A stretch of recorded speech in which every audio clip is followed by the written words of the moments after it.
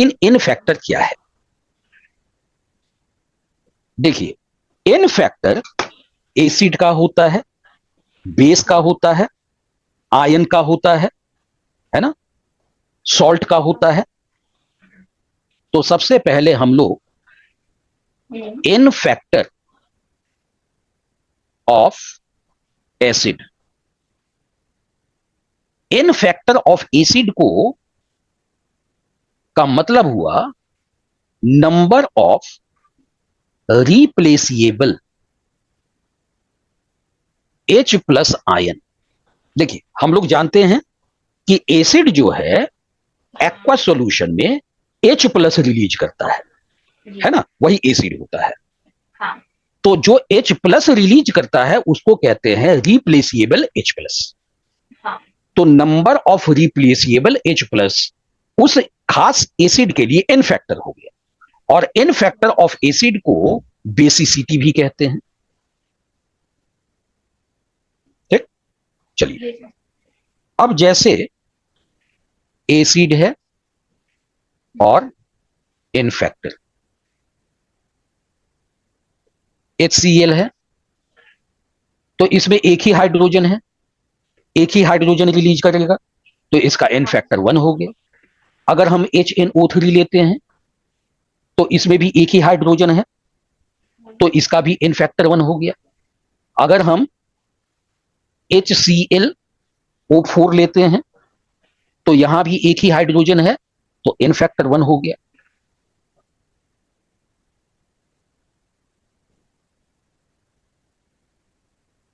तो HCl का N factor क्या हो गया? 1। HNO3 का एन फैक्टर क्या हो गया? 1। HClO4 का क्या हो गया? 1। अब अगर H2SO4 का है तो H2SO4 दोनों हाइड्रोजन को रिलीज करता है, तो इसका एन फैक्टर हो गया 2। उसी तरह से H2SO3 सल्फ्यूरस एसिड, ये भी 2 H प्लस रिलीज करता है, तो इसका भी एन फैक्टर 2 हो। इसी तरह से H2CO3, इसको कहते हैं कार्बोनिक एसिड, है ना, तो ये भी, इसका भी 2 हो गया, है ना। तो देखिए, इन एसिड में कोई दिक्कत नहीं है, लेकिन दिक्कत एक जगह पर आती है, ठीक है ना। जब हम फास्फोरस वाले एसिड की बात करते हैं, है ना, फास्फोरस वाले एसिड जैसे H3PO2, H3, बताइए, मैं 2 बोल रहा हूं, लिख रहा हूं 4, यही है ह्यूमन एरर, है ना। हमारा हाथ कुछ लिख रहा है, हमारा दिमाग कुछ और समझ रहा है। तो H3PO2, H3PO3 और H3PO4, इसको केवल आपको डायरेक्टली याद रखना पड़ेगा, है ना। इसमें केवल हाइड्रोजन की संख्या को देखकर आप पता नहीं कर सकती हैं, इसके लिए हमें जो है इसका स्ट्रक्चर देखना होता है ना। चलिए, H3PO2, इसका एन फैक्टर होता है 1, H3PO3 का होता है 2 और H3PO4 का होता है 3। ठीक है, तो जरा देखते हैं कि ऐसा क्यों होता है। तो सबसे पहले हम लोग H3PO2 को बनाते हैं, है ना, H3PO2, double bond oxygen, OH,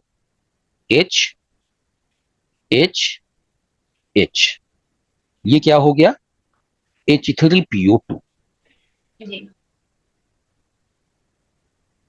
अब H3PO3, PO, OH, OH, H, H3PO3, O, OH, OH, OH। देखिए, जो हाइड्रोजन फास्फोरस से डायरेक्टली जुड़ा हुआ है ना, वो रिलीज नहीं होगा, ठीक, क्योंकि फास्फोरस और हाइड्रोजन की इलेक्ट्रोनिगेटिविटी ऑलमोस्ट सेम है ना। लेकिन ऑक्सीजन की इलेक्ट्रोनिगेटिविटी बहुत ज्यादा होती है, तो वो क्या करेगा, इस बॉन्ड वाले इलेक्ट्रॉन को अपनी तरफ खींच लेगा। जब अपनी तरफ खींच लेगा तो हाइड्रोजन का बॉन्ड कमजोर पड़ जाएगा और हाइड्रोजन आसानी से निकल जाएगा। तो एक ही हाइड्रोजन निकला है, तो इसलिए इसका एन फैक्टर क्या हुआ, 1 हुआ।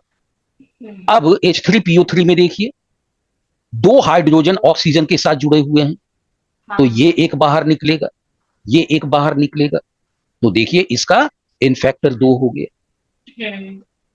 इसी तरह से H3PO4 3 OH है, ये निकलेगा, ये निकलेगा, ये निकलेगा। अब हम लोग बात करते हैं एन फैक्टर ऑफ बेस। इसका मतलब है number of replaceable OH minus ion.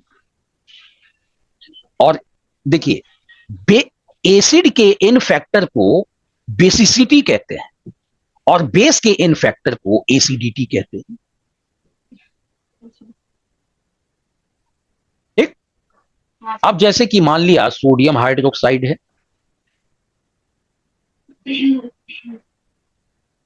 N factor, तो सोडियम हाइड्रोक्साइड में एक ही OH है, तो 1 हुआ। KOH में एक ही OH है, तो 1 हुआ। MgOH2 में 2 OH है, तो 2 हो गया। बेरियम हाइड्रोक्साइड में 2 OH है, तो इसका भी 2 हो गया। एल्युमिनियम हाइड्रोक्साइड में 3 है, तो 3 हो गया। ठीक, तो यहां तक में कोई दिक्कत नहीं है। यहां तक का मतलब है कि केवल एसिड में थोड़ा सा हम लोगों को संभलना है, नहीं तो बेस में जितने OH देखिए उतने इन फैक्टर हो। हाँ। ठीक, चलिए, अब एक इन फैक्टर होता है इन फैक्टर फॉर आयन।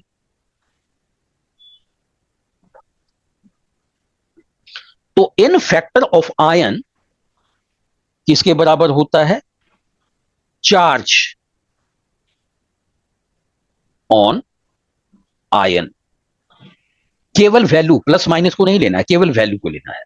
तो यहां पर आप मोड दे दीजिए, मोड हमने लिख दिया, इसका मतलब चार्ज ऑन आयन केवल वैल्यू की बात हो रही है, प्लस माइनस की बात नहीं हो रही है। जैसे हमने लिया H+, तो इसका एन फैक्टर हुआ 1। हमने लिया OH-, तो इसका एन फैक्टर हुआ 1।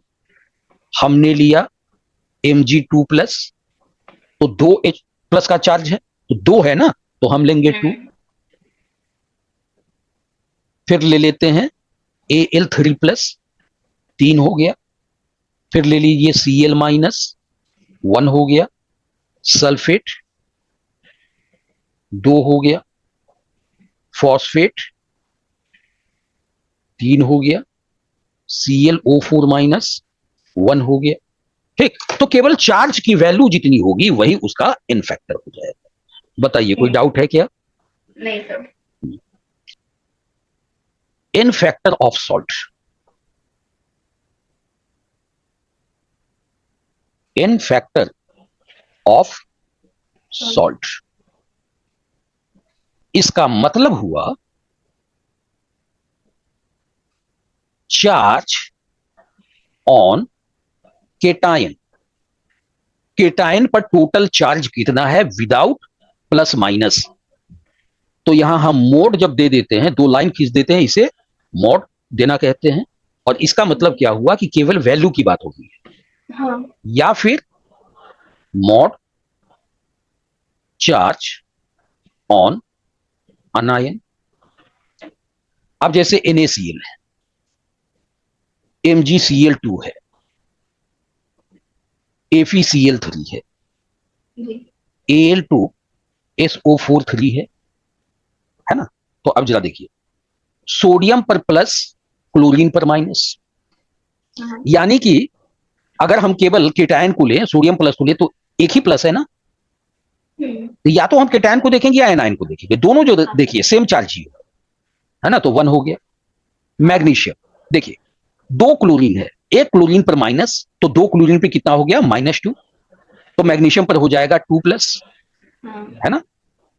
एक क्लोरीन पर माइनस है, तो 2 क्लोरीन पर 2-, है ना, तो 2 हुआ तो 2।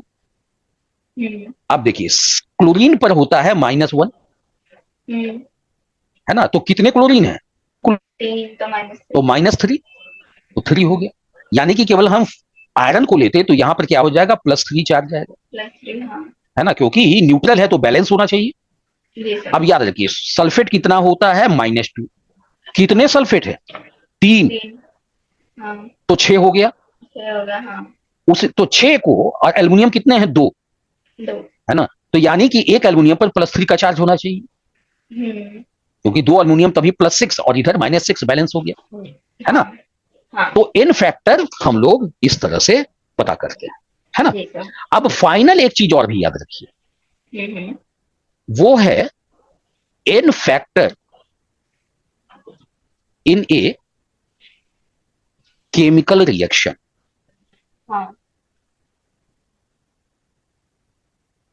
इसका मतलब होता है total number of electron gained और लॉस्ट।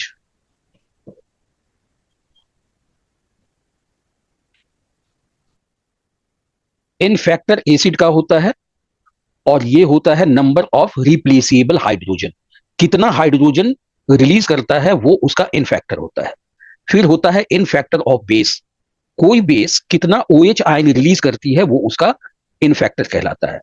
फिर है इन फैक्टर फॉर आयंस, उस आयन पर जो चार्ज है, केवल value of charge, plus minus नहीं, उस वैल्यू को इन फैक्टर फॉर आयंस कहेंगे। फिर उसी तरह से इन फैक्टर फॉर सॉल्ट, तो जब अगर सॉल्ट है तो सॉल्ट आयनिक कंपाउंड होता है, तो एक केटायन होगा एक अनायन होगा, तो किसी भी एक का चार्ज केवल वैल्यू हम लोग को लेना है। उसी तरह से n factor in a chemical reaction, ये क्या होता है, टोटल नंबर ऑफ इलेक्ट्रॉन। देखिए रिएक्शन में क्या होता है, इलेक्ट्रॉन का ट्रांसफर होता है ना, तो इसी जितने इलेक्ट्रॉन का ट्रांसफर होता है उसे उसका इन फैक्टर कहते हैं। अब इसको हम लोग कैसे अप्लाई करेंगे,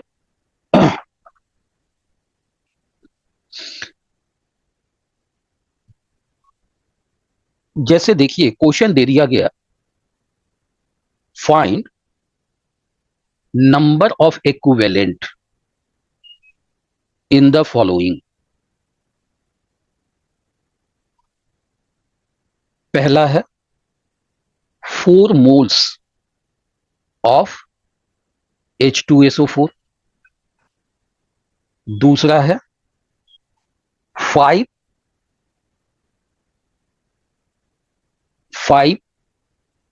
मिलीमोल ऑफ सोडियम हाइड्रोक्साइड,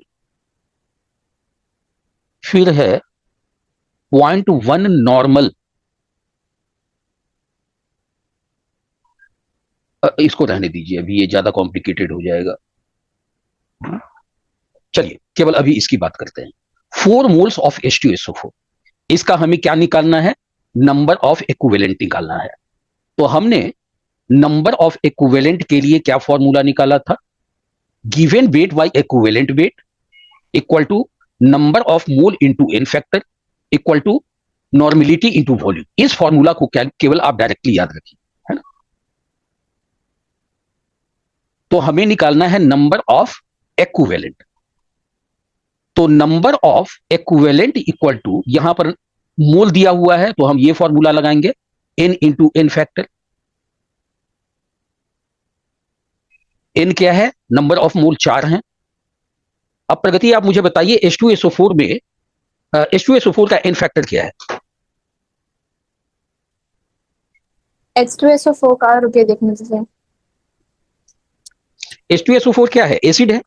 हाँ तो एसिड हाइड्रोजन को निकालता है, हाँ। तो ये कितने हाइड्रोजन को निकाल सकता है, H2SO4 2। 2।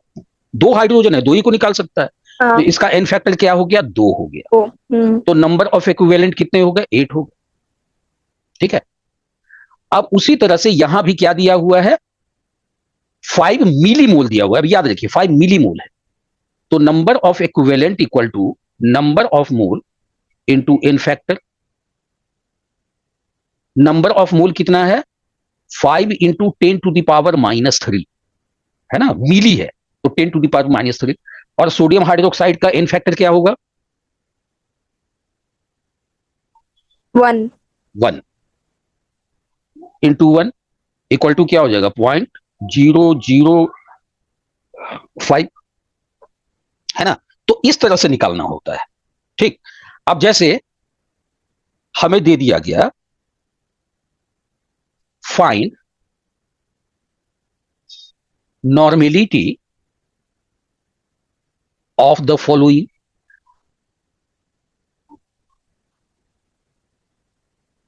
पहला है 0.2 मोलर, एम क्या है, मोलर,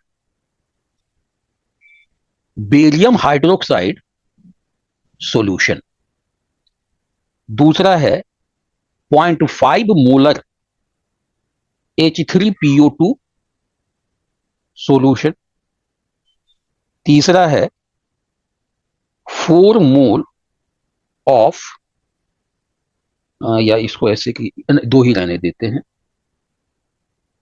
चलिए, मैंने बताया था कि नॉर्मेलिटी निकालने के लिए हम लोग को क्या करना है, पहले मोलरिटी निकाल देना है और मोलरिटी से हम लोग नॉर्मेलिटी निकालें। तो यहां पर मोलरिटी दी हुई है, हमें क्या निकालना है, नॉर्मेलिटी निकालना है। तो नॉर्मेलिटी का क्या फॉर्मूला होता है, मोलरिटी इंटू एन फैक्टर।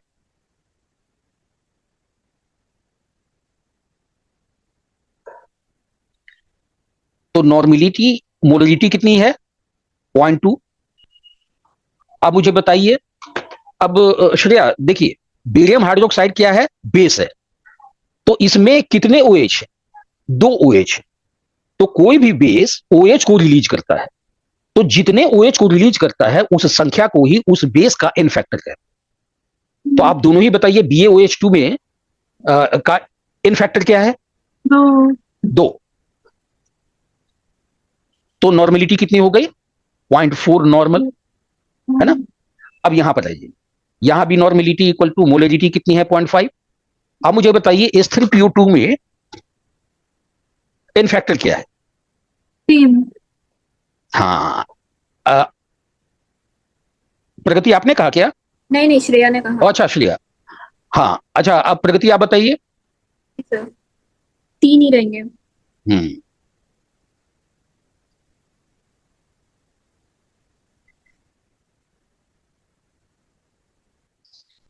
इन फैक्टर में मैंने जितने भी एसिड हैं सबों में हाइड्रोजन की संख्या देखिए, वो उसका इन फैक्टर होगा। केवल एक्सेप्शनल आपको ये बताया था, H3PO2 का 1 होगा, H3PO3 का 2 होगा, H3PO4 का 3 होगा। ठीक, तो इसको डायरेक्टली याद रखिए, है ना। अब ये स्ट्रक्चर से मैंने बताया था कि आखिर ऐसा क्यों होता है ना। तो ये स्ट्रक्चर जो है, जो हाइड्रोजन को रिलीज कर सकता है, जो हाइड्रोजन ऑक्सीजन से जुड़ा होता है वही रिलीज हो सकता है। तो H3PO2 के पास एक इन फैक्टर है, H3PO3 के पास 2 और H3PO4 के पास 3। तो बताइए H3PO2 के पास कितना हो गया, 1 इन फैक्टर, तो 0.5 नॉर्मेलिटी हुई। तो इस तरह से ही हम लोग को नॉर्मेलिटी निकालना है। चलिए, अब थोड़ा सा एक हम लोग क्वेश्चन लेते हैं। 50 ग्राम calcium carbonate is present in 500 ml solution, then find normality of the solution। मैंने क्या बताया, हम लोग को पहले क्या निकालना है, मोलरिटी निकालना है। तो मोलरिटी का क्या फॉर्मूला होता है, number of mole of solute upon volume of solution in litre. अब number of mole of solute, solute यहां पर क्या है, कैल्शियम कार्बोनेट है ना, कैल्शियम कार्बोनेट। तो यहां पर वजन दिया गया हुआ है और कैल्शियम कार्बोनेट दिया गया हुआ है, तो नंबर ऑफ मोल का क्या फॉर्मूला है, given mass upon molar mass, है ना। तो कैल्शियम कार्बोनेट का आप मोलर मास निकालेंगी तो ये आएगा 100। तो इसका भी याद रखिए, कैल्शियम कार्बोनेट का क्या होगा, 100 ग्राम molar mass divided by solution का वॉल्यूम कितना है, 500 ml है। ये तो ml में है, लेकिन हमें लेना किस में है, लीटर में लेना है। तो 500 ml कितना हो गया, 0.5 लीटर हो गया।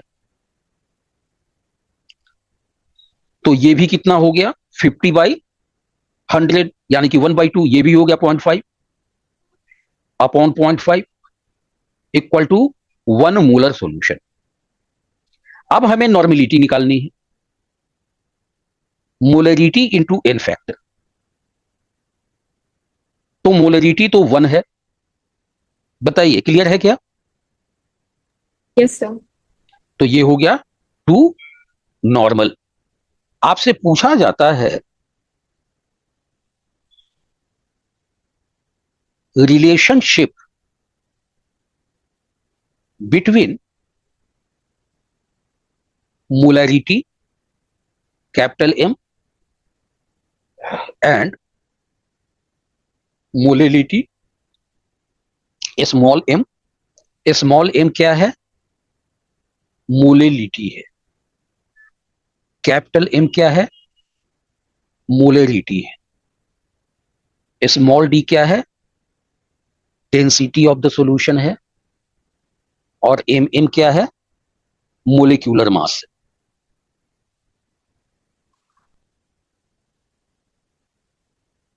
Of solute. वीडियो हेल्पफुल लगी हो तो लाइक, शेयर और सब्सक्राइब जरूर करें। बेल आइकन प्रेस करना ना भूलें। Thank you for watching and see you in the next video. Happy learning.